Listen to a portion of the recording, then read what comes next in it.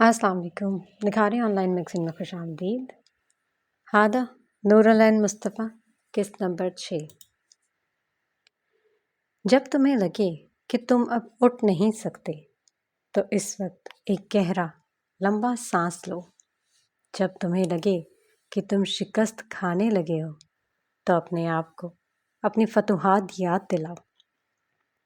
جب تمہیں لگے کہ تمہاری ہمت ٹوٹنے لگی ہے، جب تمہیں لگے کہ تم مکمل طور پر تھک چکے ہو، جب تمہیں لگے کہ وقت تمہارے گرفت میں نہیں رہا، جب تمہارے سامنے صرف خسارے ہوں، تو لوٹ جاؤ اس رب کے پاس جس نے تمہیں بنایا۔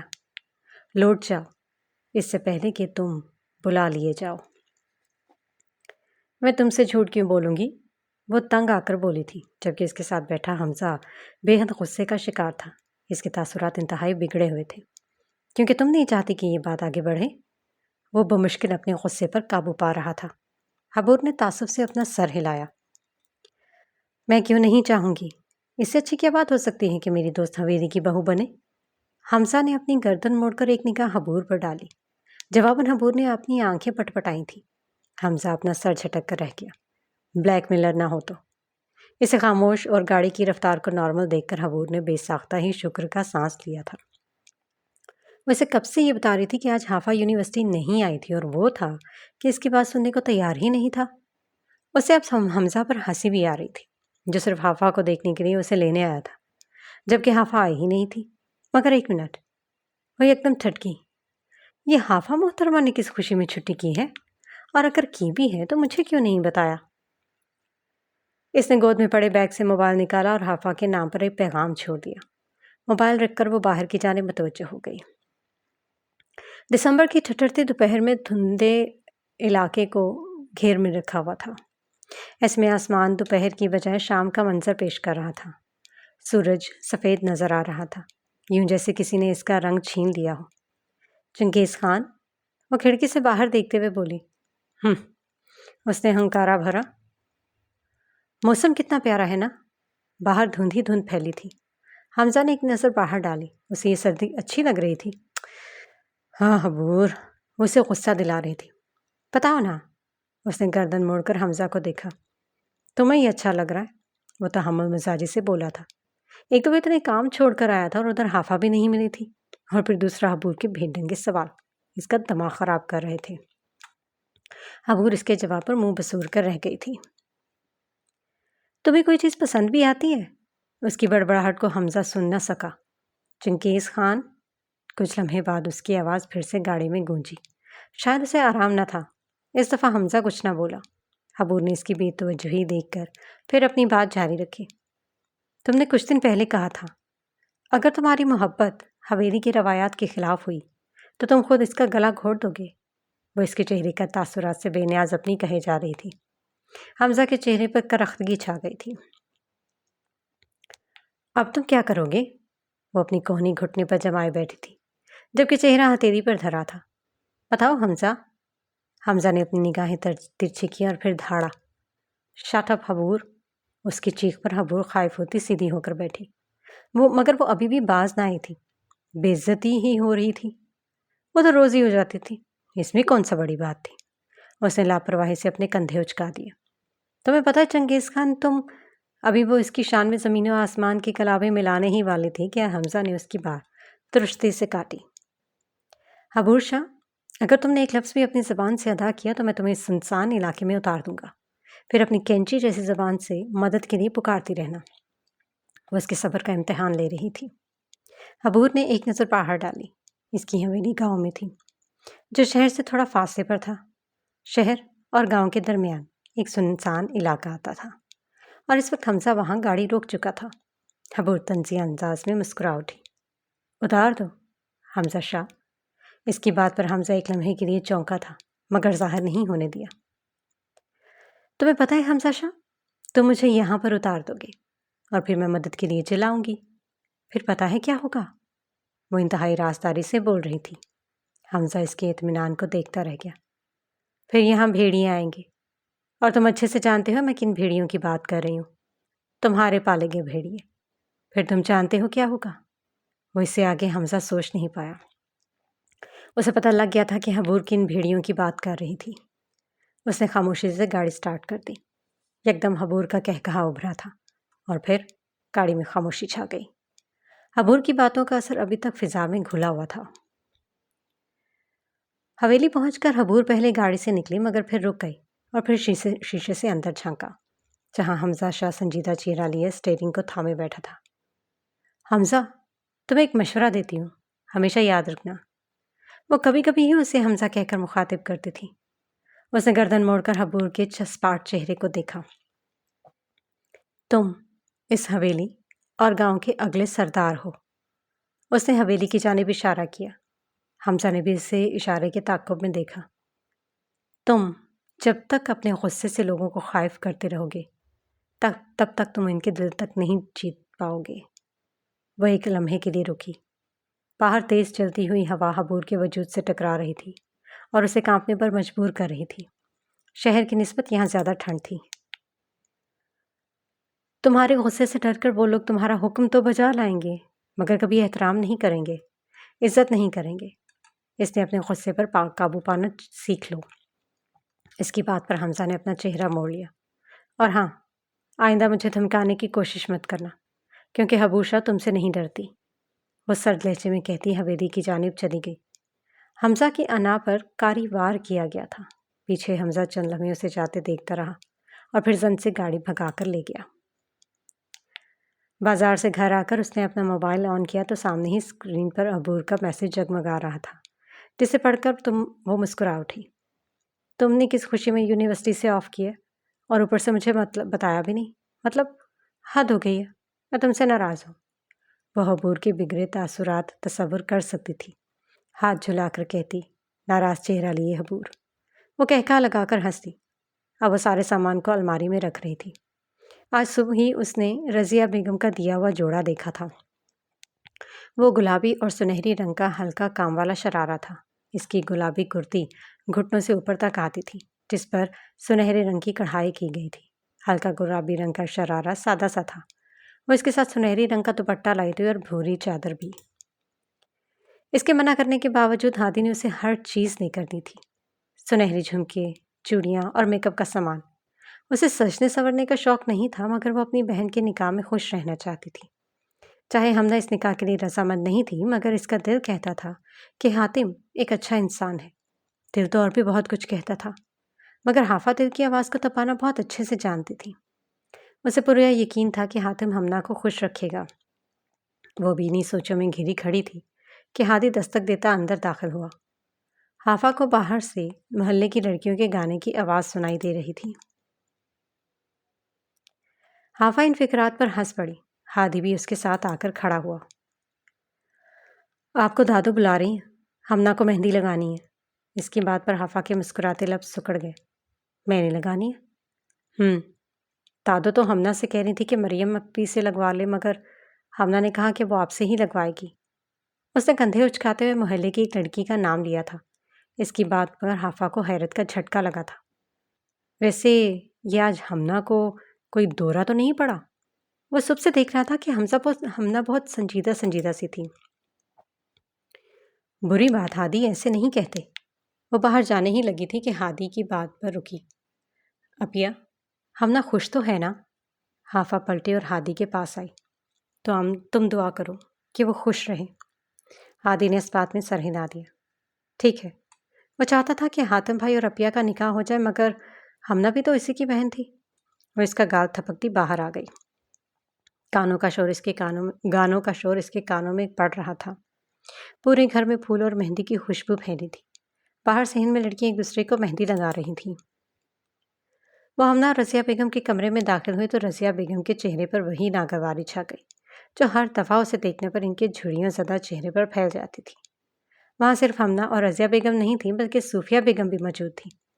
وہ ایک لمحے کے لیے ٹھٹکی اور پھر آگے بڑھ کر ان کو سلام کیا، جس کا جواب دیتے ہوئے انہوں نے بہت غور سے اپنی بڑی بھتیجی کو دیکھا جو سر پر دوپٹہ اوڑھے نظریں جھکائے رضیہ بیگم کے سامنے کھڑی تھی۔ انہوں نے تو سنا تھا کہ وہ بہت بدلحاظ اور بدتمیز لڑکی تھی مگر سامنے کھڑی لڑکی انہیں جتنی دفعہ ملی تھی بہت عزت اور احترام سے ملی تھی۔ वो इन्हें बहुत अदब और लिहाज वाली लड़की लग रही थी। रज़िया बेगम उसे ज़्यादा देर इनके पास रुकने ही नहीं देती थी। खड़ी क्यों है? हमना को मेहंदी लगा। उन्होंने हमना की जानिब इशारा किया, जो बेड के दाएं तरफ मौजूद सोफे पर टांगे ऊपर चढ़ाए बैठी थी। इसके चेहरे पर संजीदगी छाई थी। वो भी हमना के नज़दीक सोफे पर बैठ गई। रज़िया बेगम और सूफिया बेगम शादी की बातों में मगन हो गई। हाफा और हमना के दरमियान मेहंदी और टिश्यू पड़े थे। हाफा ने मेहंदी की नोक से पिन निकाली और साइड पर रख दी। तुम हैरान तो बहुत हुई होगी जब तुमने सुना होगा कि मैं तुमसे मेहंदी लगवाना चाहती हूँ। हाफा खामोशी रही। हमना का हाथ अब हाफा के घुटने पर धरा था। क्योंकि मैं चाहती हूँ कि तुम्हारा मनहूस साया मुझ पर पड़े। हाफा का हाथ थमा और उसने एक लम्हे के लिए शिकवा करना नजरों से हमना को देखा, जिससे इन नजरों से कोई फर्क ही नहीं पड़ा था। बेरहम थी वो। मैं चाहती हूँ कि तुम्हारी तरह मेरा निकाह भी मनहूस हो। हाफा ने दिल ही दिल में इस्तगफार पढ़ा। उसे अब फूल और मेहंदी की महक भी महसूस नहीं हो रही थी। गानों का शोर भी एकदम से थम चुका था। तुम देखना, रुखसती से पहले ही मैं तलाक ले लूंगी। हाफा ने इसकी बात मुकम्मल ही नहीं होने दी थी। खुदा के लिए हमना खामोश हो जाओ। वो दोनों मध्यम आवाज़ में बातें कर रही थी, जबकि रज़िया बेगम के साथ मसरूफ सूफिया बेगम की नज़रें बार बार हाफा की जानिब उठ रही थी। इन्हें इसके चेहरे पर एक अजीब सी मासूमियत नज़र आ रही थी, जो इन्हें इसके चेहरे पर पहली दफ़ा नज़र आ रही थी। क्यों खामोश हो जाऊं? तुम बस जल्दी से मेहंदी लगाओ, और हाँ, खबरदार, जो इस हातम का नाम मेरी हथेली पर लिखा हो। उसके दृष्टि से कहते पर हाफा का हाथ कांपा था, मगर वो अपने हाथ की कपकपाहट पर जल्द ही काबू पा गई। इसके दिल का हाल कुछ अजीब सा था। एक जानिब जहाँ वो हमना को खुश देखना चाहती थी, वहीं दूसरी जानिब इसके दिल में कहीं ना कहीं का एक अनजाना सा दर्द सा उठ रहा था, जो इसके पूरे वजूद को घेर रहा था। मगर उसे दिल की नहीं सुनी गई, और ना ही उसने दिल की सुनेगी। हमना को मेहंदी लगाकर वो किचन में खाना बनाने लगी, जबकि हादी नईम साहब के साथ बाहर के मामलात देख रहा था। उस दिन के वाक़े के बाद हादी और नईम साहब के दरमियान एक सर्द जंग का आगाज़ हो गया था। वो दोनों सिर्फ मतलब की हद तक एक दूसरे को मुखातिब कर रहे थे, मगर एक बाप बेटा आखिर कब तक एक दूसरे से नाराज़ रह सकते हैं? वो दोनों भी नॉर्मल हो ही जाएंगे। रात के वक्त वो बिगड़े तासुरात लिए हबूर के कमरे के बाहर मौजूद था। रात की कपकपी तारी करती ठंड भी उसे वहां पहुंचने से रोक नहीं पाई थी। इस वक्त वो रफ सी शर्ट और ट्राउज़र पहने हुए था। चंद लम्हे खड़े रहने के बाद वो ज़रा सा झिझका और फिर अपनी सोचों को झटक कर दरवाजे पर दस्तक दी। हबूर जो टेबल के आगे बैठी अपनी असाइनमेंट बनाने में मसरूफ़ थी, दस्तक की आवाज़ सुनकर चौंकी। उसने गर्दन मोड़कर दाएं जानिब मौजूद दरवाजे पर डाली। इसके कंधों तक आते सुनहरी बाल पोनी टेल में मुकीद थे, जबकि कंधों पर स्याह ऊनी चादर ओढ़ी थी। वह इस वक्त खद्दर का सादा सूट पहने हुए थी। कमरे के अंदर हीटर ने गरमाइश फैला रखी थी। इससे पहले कि वो उठती, एक दफ़ा दोबारा दस्तक हुई, और इस दफ़ा दस्तक की आवाज़ थोड़ी बुलंद थी। वो आने वाले को कोसती उठी और बड़बड़ाते हुए दरवाज़ा खोल दिया। हमजा को देखकर इसके बड़बड़ाते लब थमे। उसे हैरत से बाहर ठंड में खड़े हमजा को देखा और फिर उसे अंदर आने के लिए जगह दी। हमजा को अंदर आते ही, दाखिल होते ही गरमाइश का एहसास हुआ। साथ ही साथ मोतिये की भीनी भीनी खुशबू भी नथनों से टकराई। क्यों आए हो? वो इससे रुख फेरे खड़ी थी। हमजा ने लंबा सांस भरकर अपना गुस्सा दबाया। एक दफ़ा काम पूरा हो जाए फिर इसे बताऊंगा। वो दिल में मंसूबे बनाता उसके सामने आ खड़ा हुआ। आई एम सॉरी, वो मध्यम आवाज़ में बोला। एक माफ़ी तो वो मांग ही सकता था, चाहे झूठी ही सही। हबूर ने सीने पर हाथ लपेटकर उसे दिलचस्प नजरों से देखा। ओह वाओ, यानी हमजा शाह इससे माफ़ी मांग रहा था। उसने 2 दिनों में दूसरी दफ़ा हबूर से माफ़ी मांगी थी, मगर वो क्यों इतनी आसानी से उसे माफ़ करेगी? वो तो हबूर शाह थी ना। मैं शर्मिंदा हूँ हबूर। हबूर को कुछ ना बोलता देखकर वो बादल नख्वास्ता दोबारा बोला। हबूर के तासुरात स्पाट थे। तुम्हें मुझसे क्या चाहिए? उसका लहजा बाहर पड़ती ठंड सा सर्द था। हमजा उसे वैसे ही देखे गया। वो अपने तासुरात किसी को भी नहीं पढ़ने देता था। मैं सच में, हबूर चलती हुई बेड पर बैठकर अपना हाथ खड़ा किया। हमजा शाह, ये बात मैं भी जानती हूँ कि तुम कितने शर्मिंदा हो, और तुम भी। इसलिए सीधा मुद्दे पर आओ कि तुम्हें मुझसे क्या चाहिए। हमजा ने एक नफरत भरी निगाह इस पर डाली और टेबल के आगे मौजूद कुर्सी की जानिब बढ़ा, जिस पर कुछ देर पहले हबूर बराजमान थी। कुर्सी उठाते हुए इसकी नज़र टेबल पर मौजूद नीली मोमबत्ती पर पड़ी। موتیا کی خوشبو وہیں سے آ رہی تھی۔ اس نے وہ کرسی حبور کے سامنے رکھی اور اس پر ٹانگ جمائے بیٹھ گیا۔ اس کی گردن اٹھی ہوئی تھی جبکہ سخت نظریں حبور پر جمی تھی۔ وہ اگر آرام سے بات نہیں کرنا چاہتی تھی تو نہ صحیح۔ حبور بے تاثر نظریں لیے حمزہ کے جبڑے کی پھولی نسیں دیکھ رہی تھی۔ میں تم سے صرف ایک سوال پوچھوں گا، اس کا صحیح سے جواب دینا ورنہ تم پچھتاؤ گی، وہ سخت لہجے میں کہہ رہا تھا۔ حبور کے ابرو استجابیہ انداز میں اٹھے۔ اسے اندازہ ہو رہا تھا کہ وہ کس کے بارے میں بات پوچھنے والا تھا۔ پوچھو۔ کمرے کی فضا میں ایک عجیب سی سختی چھا گئی تھی، کسی سرد جنگ کی سی سختی۔ ان دونوں کے درمیان ایسے مواقع کم ہی آئے تھے۔ مجھے حافظ کا نمبر چاہیے۔ حبور کے لب مسکراہٹ میں ڈھل گئے۔ ہیزل براؤن آنکھیں چمکی استہزائیت سے۔ اسے کیوں لگا تھا کہ حبور شاہ اسے حافظ کا نمبر دے گی؟ ابھی، حمزہ کے کہنے پر حبور نے نفی میں سر ہلایا۔ نہ ہی ابھی اور نہ ہی پھر کبھی۔ تمہیں حافظ کا نمبر نہیں ملے گا۔ چلے جاؤ یہاں سے۔ حمزہ کے تاثرات مزید کرخت ہو گئے۔ اسے اپنے دونوں کونیاں گھٹنوں پر جمائیں اور آگے کو جھکا۔ مجھے مجبور مت کرو حبور، ورنہ میں کچھ غلط کر بیٹھوں گا۔ اس کا لہجہ اس قدر خطرناک تھا کہ حبور ایک لمحے کے لیے گھبرائی تھی۔ نہیں حبور، تمہیں گھبرانا نہیں ہے، وہ صرف تمہیں دھمکا رہا ہے، وہ تمہیں کچھ نہیں کرے گا۔ وہ اپنے آپ کو تسلیاں دے رہی تھی۔ میں تمہیں حافظ کا نمبر نہیں دوں گی، اس کی اجازت کے بغیر تو بالکل بھی نہیں دوں گی، اور وہ کبھی اجازت نہیں دے گی، اس لیے جاؤ یہاں سے۔ اس کی بات پر حمزہ گردن کو دائیں بائیں کرتا سیدھا ہوا، یوں جیسے ورزش کر رہا ہو، اور اگلے ہی لمحے حبور کی ساری تسلیاں اپنے دم توڑ گئیں۔ سارے ایمان دھرے کے دھرے رہ گئے۔ حبور نے بے یقینی سے حمزہ کو دیکھا جس کا داہنا ہاتھ اس کی گردن پر موجود تھا۔ حبور نے اپنے دونوں ہاتھوں سے اسے پیچھے کرنے کی کوشش کی، مگر وہ جھکا ہوا حبور کی گردن اپنے آہنی گرفت میں دبوچے کھڑا تھا۔ حبور کو سانس لینے میں مشکل پیش آ رہی تھی۔ اس کی سانسیں اکھڑنے لگی، آنکھیں ابل آئی تھیں۔ وہ مسلسل اس کے ہاتھ پر مکے مار رہی تھی، مگر وہ سرد آنکھوں سے اسے گھور رہا تھا۔ وہ کئی دنوں سے اسے غصہ دلا رہی تھی اور آج اس کا علاج ہو جانا چاہیے تھا۔ حبور کی آنکھوں میں پانی جمع شروع ہو گیا۔ اس کی مسامت بند ہوتی جا رہی تھی۔ اس کی آنکھیں بند ہونے لگیں تو حمزہ نے ایک جھٹکے سے اسے چھوڑا۔ وہ کھانستے ہوئے اپنا سر دونوں ہاتھوں سے پکڑ گئی۔ اسے یقین نہیں آ رہا تھا کہ حمزہ نے اسے جان سے مارنے کی کوشش کی تھی۔ وہ بے یقینی سے حمزہ کو دیکھ رہی تھی جو سائڈ ٹیبل پر پڑے گلاس میں پانی ڈال رہا تھا۔ حمزہ نے اسپاٹ چہرہ لیے پانی کا گلاس اس کی جانب بڑھایا۔ حبور کو رونا آ رہا تھا۔ اس نے غصے سے حمزہ کا ہاتھ جھٹکا۔ شیشے کا گلاس زمین سے ٹکرایا اور چکنا چور ہو گیا، بالکل اس کی امیدوں کی طرح۔ ایک لمحے کے لیے کمرے میں کانچ کی آواز سے ارتعاش پیدا ہوا اور پھر خاموشی، نفرت بھری خاموشی۔ حبور اب زخمی نظروں سے اسے گھور رہی تھی جو اس کی نظروں سے لاپرواہ اپنی شرٹ کے بازو موڑ رہا تھا، یوں جیسے بہت بڑا کارنامہ سر انجام دے ڈالا ہو۔ نمبر، یہ لفظی سوال پوچھا تو حبور نے اس پر سے اپنی نظریں ہٹائیں اور بھوکی شیرنی کی طرح تکیے کے پاس سے اپنا موبائل فون چھپٹ لیا۔ ابھی کے ابھی یہاں سے چلے جاؤ حمزہ شاہ، ورنہ میں بابا حضور کو کال کرنے میں ایک سیکنڈ کی دیر نہیں لگاؤں گی۔ اب وہ اس کی آنکھوں میں آنکھیں ڈالے غصے سے غرائی تھی۔ حمزہ کہا لگا کر ہنس پڑا جیسے اس کی بات سن کر محظوظ ہوا ہو۔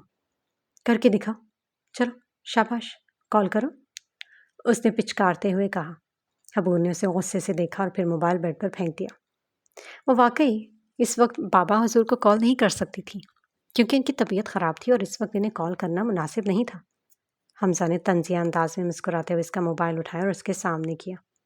وہ بھی حمزہ کے ہاتھ میں تھا۔ پاسورڈ، حبور نے نہ چاہتے ہوئے بھی موبائل آن کر دیا۔ حمزہ نے حافظ کا نمبر اپنے موبائل فون میں سیو کیا اور اب وہ اپنی فتح پر کہا لگاتا ہوا حبور کو انتہائی منحوس لگ رہا تھا۔ زہر کہا جائے تو غلط نہ ہوگا۔ اس کی انگ انگ سے حمزہ شاہ کے لیے غصہ اٹھ رہا تھا۔ حمزہ نے اس کا موبائل بیڈ پر اچھالا اور باہر کی جانب قدم اٹھائے، مگر حبور کی بات نے ایک لمحے کے لیے اس کے قدموں کے گرد زنجیر لپیٹ دی۔ حمزہ شاہ، خدا کرے تمہیں حافظ کبھی نہ ملے، خدا کرے تم خالی ہاتھ رہ جاؤ، خدا کرے تم گلی گلی پھرو مگر تمہیں چین نہ ملے، آمین۔ اس نے گردن موڑ کر حبور کو دیکھا جو اوپر دیکھتے ہوئے بول رہی تھی۔ اس کے لفظوں پر اپنا سر چھٹکتا وہ کمرے سے باہر نکل گیا۔ کون سا اس کو بد دعا لگ جانی ہے۔ پیچھے ابو نے اس کے نکلتے ہی دروازہ لاک کیا۔ اسے اپنے آپ پر غصہ آ رہا تھا، اسے اپنی کمزوری پر غصہ آ رہا تھا۔ وہ کیوں اس کے سامنے کمزور پڑ گئی تھی؟ اس نے اشتعال میں آ کر میز پر پڑی ساری چیزیں زمین بوس کر دی۔ نیلی موم بتی کا شعلہ پھڑپھڑا کر بجھ گیا۔ بیٹا، اب میں تمہاری شادی کرنا چاہتی ہوں۔ اقرا بیگم کی بات پر لیپ ٹاپ پر چلتی اس کی انگلیاں تھمیں اور اس نے ان کی جانب دیکھا۔ اس کے چہرے پر سنجیدگی پھیل چکی تھی۔ اماں، آپ سب جانتی ہیں نا، پھر بھی یہ کہہ رہی ہیں؟ اس کی نظروں میں بے چارگی تھی۔ اقرا بیگم نے اپنی آنکھیں چرا لی۔ وہ بھی کیا کرتی؟ وہ ان کا سب سے لاڈلا بیٹا تھا۔ مجھے نہیں پتا کہ میری زندگی کتنی ہے۔ میں اپنی زندگی میں تمہاری شادی دیکھنا چاہتی ہوں۔ اس بات پر ہائد کا دل لرز اٹھا۔ نیلی آنکھوں میں ڈر واضح تھا۔ اس نے لیپ ٹاپ اپنی گود سے ہٹایا اور ان کے دونوں ہاتھ تھام لیے۔ اماں، ایسی باتیں مت کیا کریں، سب ٹھیک ہو جائے گا۔ وہ اپنے خاندان کے سب سے چھوٹا فرد تھا، مگر اس کی ذمہ داریاں بہت بڑی تھیں۔ وہ ڈرتا تھا۔ اس کی ماں اس کا واحد سہارا تھی اور وہ اس واحد سہارے کو بھی کھونے سے ڈرتا تھا۔ آج اقبال بھائی آئے تھے، وہ سر جھکائے کہہ رہی تھی۔ وہ جانتی تھی کہ اس بات پر وہ بھی پھر سے پریشان ہوگا، اور وہی ہوا۔ اس کے چہرے پر پریشانی چھا گئی۔ کیا کہہ رہے تھے؟ وہ ان کے چہرے کو غور سے دیکھتے ہوئے کہہ رہا تھا۔ وہ کافی ضعیف ہو چکی تھی۔ ان کے کندھوں میں ذمہ داریوں کا وزنی بوجھ اٹھانے کی سکت نہیں رہی تھی۔ ادھار واپس مانگ رہے تھے۔ ہائد کی پیشانی پر سلوٹوں کا جال بچھ گیا۔ اس سے بڑی 3 بہنیں اور 2 بھائی تھے اور سبھی شادی شدہ تھے۔ اس کا بھائی اچھا خاصا کما رہے تھے، مگر وہ اپنی بہنوں کی شادی کی وجہ سے لیے جانے والے قرض کو واپس کرنے کے لیے راضی نہ تھے۔ اب جن سے قرض لیا تھا وہ ہائد اور اس کی ماں سے مطالبہ کر رہے تھے۔ ہائد کو سمجھ نہیں آ رہا تھا کہ وہ کیا کرے۔ میں ان سے بات کرتا ہوں، کچھ وقت مانگ لوں گا۔ وہ اب آپ کو پریشان نہیں کریں گے، آپ فکر مت کریں۔ وہ مدھم آواز میں انہیں تسلی دے رہا تھا۔ اقرا بیگم کو یقین تھا کہ وہ کچھ نہ کچھ ضرور کر لے گا، مگر اس کا کیا؟ تمہیں اپنی شادی کے بارے میں بھی سوچنا چاہیے۔ اس دفعہ نیلی آنکھوں میں تھکان در آئی۔ وہ یہ بات سن کر تھک چکا تھا۔ اماں، میری شادی گئی بھاڑ میں، باقیوں کی شادی کر دی نا، یہی بہت ہے۔ جب تک میں قرض واپس نہیں کروں گا تب تک شادی کے بارے میں نہیں سوچوں گا۔ اس کا مضبوط لہجہ اقرا بیگم کو باور کروا رہا تھا کہ وہ اپنے فیصلے سے پیچھے نہیں ہٹے گا۔ اور میں اپنی دلہن کو اس گھر میں نہیں لاؤں گا۔ یہ امجد بھائی کا گھر ہے۔ میری دلہن میرے گھر میں آئے گی جسے میں اپنی محنت سے کھڑا کروں گا۔ وہ آنکھوں میں خواب لیے بول رہا تھا۔ اسے بس کچھ وقت چاہیے تھا۔ وہ بہت جلد ایک نیا گھر بنا لے گا، اس کا اپنا گھر۔ میں آپ کو بھی وہیں پر لے جاؤں گا، بس تھوڑا انتظار کر لیں۔ وہ ان کے سرد ہاتھوں کو گرمائش پہنچاتے ہوئے کہہ رہا تھا۔ میرے بیٹے کو کسی سے محبت ہے؟ انہوں نے اس کے بالوں پر ہاتھ پھیرتے ہوئے پوچھا۔ جی بالکل، آپ سے ہے نا؟ اسی لمحے دروازہ کھولتے ننا احمد اندر داخل ہوا اور ہائد کی گود میں آ کر بیٹھا۔ وہ امجد بھائی کا 3 سالہ بیٹا تھا اور ہائد کے بہت زیادہ نزدیک تھا، اور احمد سے بھی۔ اب احمد اپنی طوطی زبان سے ہائد کو کوئی قصہ سنا رہا تھا جس پر اقرا بیگم اور ہائد دونوں مسکرا اٹھے۔ حویلی کے ٹیرس پر کھڑا ہو کر وہ سامنے کا منظر دیکھ رہا تھا۔ اب اس کے کندھوں کے گرد ایک بھوری شال کا اضافہ ہو چکا تھا۔ اس کی آنکھوں میں ایک عجیب سی چمک تھی، جیسے طاقت کا نشہ۔ تم اگر اس کے ہاتھوں کو دیکھو تو اس کے ایک ہاتھ میں سلگتا ہوا سگریٹ نظر آئے گا، جبکہ دوسرے ہاتھ میں ایک لائٹر نظر آئے گا جس کا شعلہ جل بجھ رہا تھا۔ اس نے شعلے کو اپنی نگاہوں کے سامنے کیا اور پھر آسمان کی جانب دیکھ کر ہنس پڑا۔ فضا کو دھند نے لپیٹ لیا تھا۔ باغ میں موجود دیوقامت درخت ستونوں کی مانند کھڑے تھے۔ ان کی ہیبت اس قدر تھی کہ کوئی رات کے اس پہر ان پر نگاہ ڈالتا تو ضرور جھرجھری دیتا، مگر وہ اس منظر کو اپنی سلطنت سمجھ کر دیکھتا مسکرا رہا تھا۔ یہ اس کی سلطنت تھی، حمزہ شاہ کی۔ وہ اس کا بے تاج بادشاہ تھا۔ بس تھوڑا انتظار اور پھر وہ اس طاقت کا اکیلا حقدار ہوگا۔ وہ اس سلطنت کے لیے کچھ بھی کر سکتا تھا۔ سیارات اس کو دیکھ کر اداسی سے مسکرائی تھی۔ اس نے ایسے کئی بادشاہوں کو اٹھتے دیکھا اور پھر منہ کے بل گرتے بھی دیکھا تھا۔ طاقت کا نشہ اس کے سر پر چڑھ کر بول رہا تھا۔ یہ گاؤں تو وہ حاصل کر ہی دے گا کیونکہ وہی اس کا وارث تھا، مگر اسے کچھ اور بھی حاصل کرنا تھا۔ اس نے گہرا سانس لیتے ہوئے آنکھیں بند کی تو جھٹ سے سیاہ آنکھیں نظر آئیں۔ وہ دلکشی سے مسکرا دیا۔ ایک جھٹکے سے اس نے سگریٹ زمین پر پھینکی اور کرسی پر بیٹھ گیا۔ گاؤں کی گدی کی طرح تم بھی بہت جلد میری ہوگی، وہ ایک جذب سے کہہ رہا تھا۔ اس نے سامنے پڑی میز پر سے موبائل فون اٹھایا اور ایک نمبر ڈھونڈنے لگا۔ چند لمحے وہ اسکرین کو دیکھے گا جہاں سردارنی لکھا ہوا تھا۔ میری سردارنی۔ مدھم سرگوشی کرتے ہوئے اس نے اسی نمبر پر کال ملائی۔ دھڑکن کی رفتار حد سے زیادہ تیز ہو چکی تھی۔ وہ اس سے بات کرنے والا تھا، وہ اپنی سردارنی سے مخاطب ہونے والا تھا۔ کال جا رہی تھی مگر دوسری جانب سے کوئی کال نہیں اٹھا رہا تھا۔ لمحہ بلمحہ اس کی بےتابی بڑھتی جا رہی تھی۔ دوسری جانب حافہ نکاح کی تیاریوں میں مصروف تھی، جبکہ اس کا موبائل فون اس کے کمرے میں پڑا بجتا جا رہا تھا۔ شور کی وجہ سے اسے بیل کی آواز سنائی نہیں دے رہی تھی۔ اپنی ناکامی پر حمزہ نے موبائل فون زور سے میز پر پٹخ دیا اور اپنے بالوں میں ہاتھ پھیرا۔ آج نہیں تو کل میری تم سے بات ضرور ہوگی۔ سردی بڑھتی جا رہی تھی۔ وہ لائٹر اور موبائل فون اٹھاتا اپنے کمرے کی جانب بڑھ گیا۔ سارا کام نپٹا کر وہ کمرے میں آئی تو اس کے موبائل فون پر بہت سی مسڈ کالز آئی ہوئی تھی۔ وہ چند لمحے اس نمبر کو دیکھتی رہی۔ اسے یہ نمبر یاد نہیں ہوتے تھے۔ وہ جتنی بھی کوشش کر لیتی وہ ڈیجٹس کو یاد نہیں رکھ سکتی تھی۔ جب اسے یاد نہ آیا کہ وہ نمبر کس کا تھا تو اس نے سر جھٹک دیا، حبور کا نمبر ملایا۔ السلام علیکم۔ کچھ دیر بعد کال اٹھا لی گئی۔ دوسری جانب حبور اپنا ہی پھیلایا ہوا سامان سمیٹ رہی تھی۔ وعلیکم السلام، محترم کو میری یاد آ گئی؟ طنزیہ لہجہ۔ حافہ مسکرا کر رہ گئی۔ نہیں، تم کم از کم ایک میسج تو کر دیتی کہ کیوں نہیں آ رہی، مگر نہیں، تم کیوں میسج کرو گی؟ میں تو تمہاری کچھ لگتی ہی نہیں۔ حافہ اس وقت بستر میں دبکی ہوئی حبور کے گلے شکوے سن رہی تھی۔ بس حق بنتا تھا حبور کا۔ میں اب تم سے ناراض ہوں، میں تم سے بات نہیں کر رہی، جاؤ۔